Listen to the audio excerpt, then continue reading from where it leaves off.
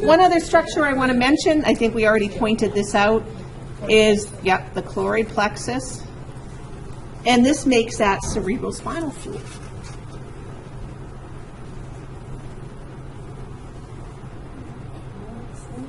Okay, so this is the diencephalon. It's kind of in the middle, under the cerebral hemispheres. A little hard to see some of these things. Now, the next region of the brain is called the brainstem. And this is about 3 inches long. So, if you look at your thumb is probably about the size of your brainstem, or the length of it anyways. So the brainstem attaches to the spinal cord. So this is kind of where the brain ends. And in this you have tracts. Now tracts are clusters of axons in the CNS. So this is an important word to know. Clusters of axons in the CNS. That's what a tract is. Sometimes they're myelinated, in which case they're called white matter, very good. And sometimes they're not, in which case they're called gray matter, very good. Right. Now there's 3 parts of the brainstem. The first is called the midbrain. And then you have the pons. And lastly, the medulla oblongata. I know, right? Is it? Medulla oblongata. Okay, so we got 3 parts of the brainstem. So let's take a look at where we are now in this sagittal view of the brain. And so we already talked about one region, the cerebral hemispheres. And then we talked about the diencephalon, the purple-blue area. And now we're talking about the green area, which is called the brainstem.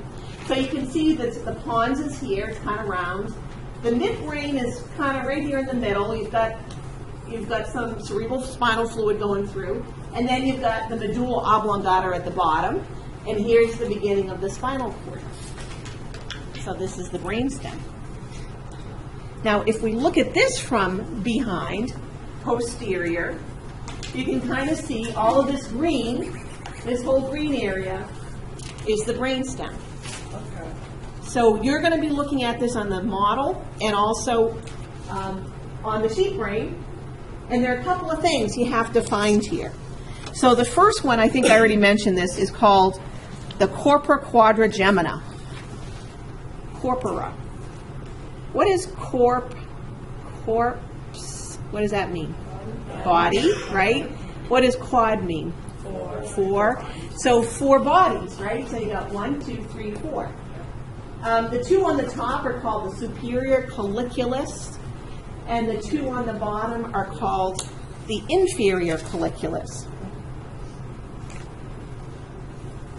So, trying to think. What these do, the 2 on the top are actually responsible for visual reflexes. So the superior colliculus is responsible for visual reflexes. So we haven't talked about reflexes yet. We're going to get to that, but that's when you do something automatically without thinking about it. You do it very quickly. So, for example, if someone went to punch you in the eye, you would blink. You would blink. That's a visual reflex. Or if there was a bee, like a wasp, if it was flying across the room, you would be going like this. You would watch it. Yeah. So you wouldn't be thinking, "Ooh, I don't want that wasp to land on me. I better watch it." You would just look at it. That's a reflex. It's something you do automatically.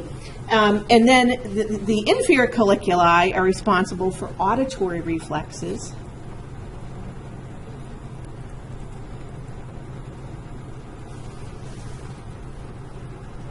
So an example of that would be if Jessica started yelling right now. I guarantee you would all turn around and look at her. You would turn around and look at her. You wouldn't be thinking, oh, I wonder why she's yelling. I'm going to look at her. You wouldn't be thinking anything at all. You just do it. It's a reflex in response to a sound. So again, if we look at this, you'll see the midbrain is really right in here, midbrain. The pons is, you can't really see it well on the back. You can see it better on the front. And then this is called the medulla, this part down here. Now, a lot of this part of the brain, the brainstem, is made of tracts, these axons that are clustered together, and you really can't see them. They kind of blend in, with the rest of the white matter, but they have names for these. So you'll notice some of these right here. These tracts are called peduncles. So a peduncle is a name for a tract. It's a strange word. And you'll notice they even point them out. Superior cerebella peduncle, middle cerebella inferior. So I'm just pointing them out for you now because we're going to mention them.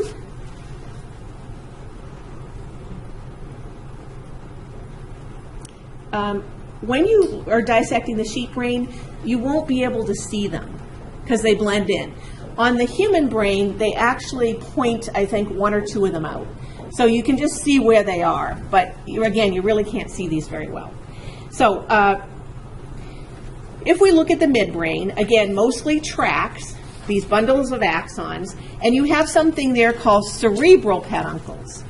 So these fiber tracts connect the cerebrum to the medulla oblongata.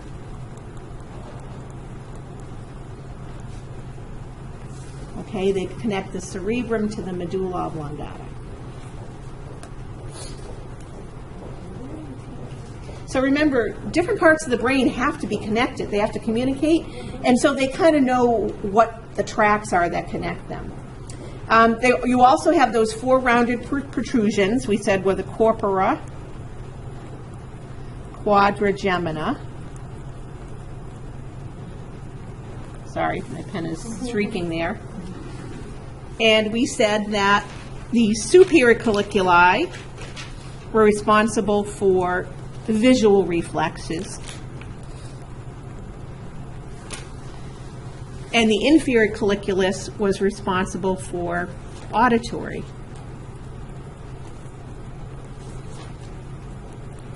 Reflexes.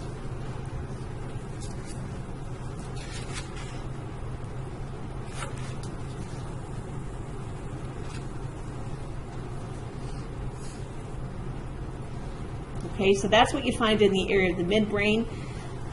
The other thing you find is that cerebral aqueduct. So an aqueduct is like a passageway, like for a river. And in this case, it's a passageway or canal that connects the third and fourth ventricles. So we're going to talk about the ventricles probably next week, but these are the parts of the brain, they're chambers that have cerebral spinal fluid in them, and they flow all through the brain. So they have to be connected, and that's what an aqueduct does. Okay, so we're still in the midbrain, and we have the pons, which is that kind of bulging part. We're in the brainstem, I'm sorry. We have the pons, which kind of bulges out. Again, mostly fiber tracts, so there's really not much to see. So this is where you find those cerebellar peduncles. So another group of tracts, you might guess that they are connecting what? Yep, the cerebellum. Now the cerebellum is kind of the most posterior part of your brain. They're connecting it to the brainstem. And since there are three parts to the brainstem, there's three cerebellar peduncles. So one connects the cerebellum to the midbrain. One pair of tracts connects the cerebellum to the pons. And then another pair of tracts connects the cerebellum to the medulla oblongata.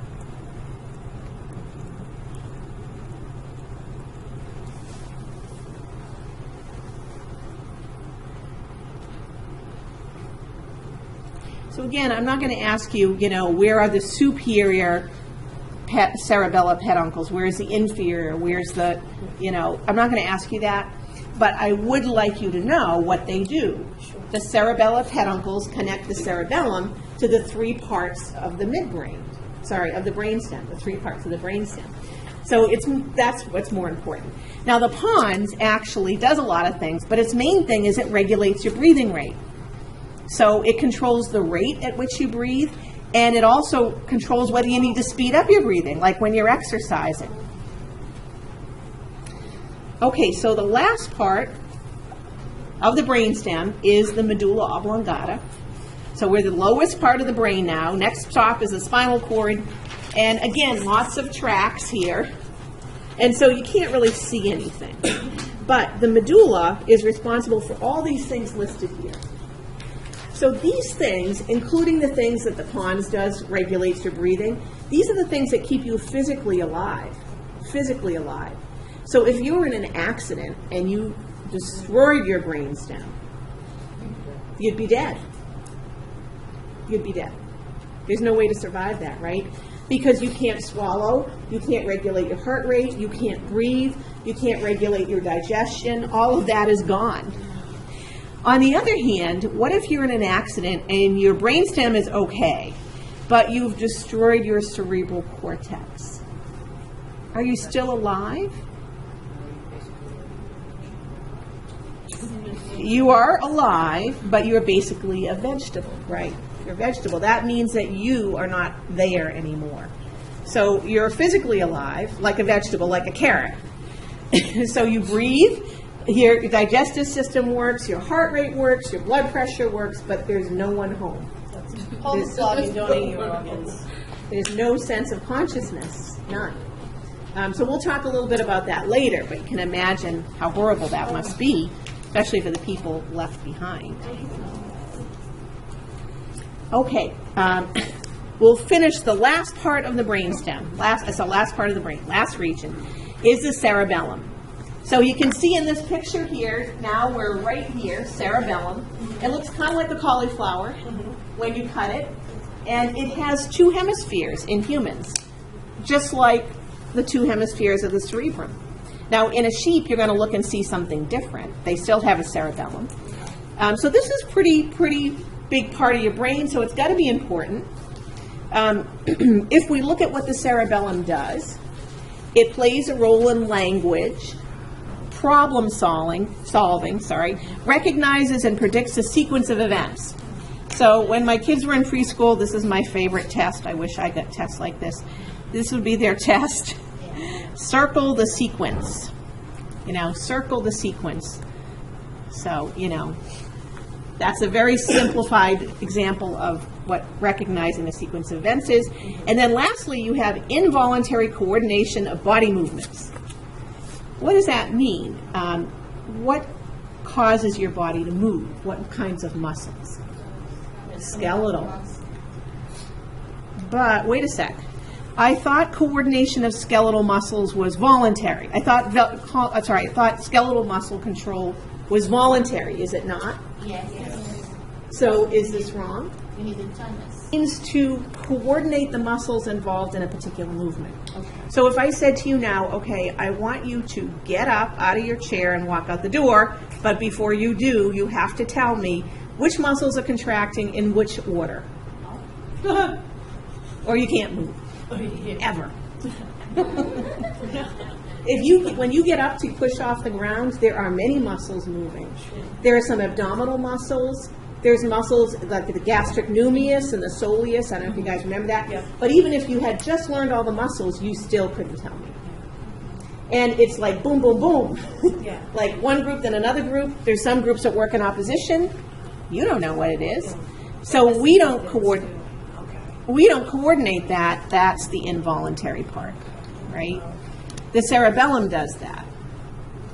Somebody's got to do it. So how does this work exactly? They call it cerebellar processing. So whenever you decide you want to move, the cerebellum receives an impulse, an action potential, that the body wants to move. So the cerebellum gets that nerve impulse. Then it has something called proprioceptors. These are receptors that tell you where your body is in space at that particular time. So, for example, the butt is on the chair, the feet are on the ground, the arms are on the desk. So the cerebellum takes a little survey of where your body parts are, and then it calculates the best way to conduct the movement, the best way. And it draws a blueprint. First, you're going to contract the quadriceps. Then you're going to contract the triceps surae on the back of your calf. At the same time you contract the quads, you have to contract the abdominal muscles. So it writes out the steps, 1, 2, 3, this is what's going to happen. And then it sends that information to the cerebral cortex, because the cerebral cortex has the motor areas that send the action potentials to the actual skeletal muscles. So that's kind of how the cerebellum works. It's kind of complicated, right? Yeah, but also fascinating that the human mind does this. Right. Fascinating. Unbeknownst to you. Yeah. So some people call this cerebellar processing like an autopilot. An autopilot. Yeah, on a plane. You know, on a plane when the pilot just decides to take a coffee break, right? He turns the computer on. So the computer is running the plane. He is still in charge, but he's not actually driving the plane right now. The computer is.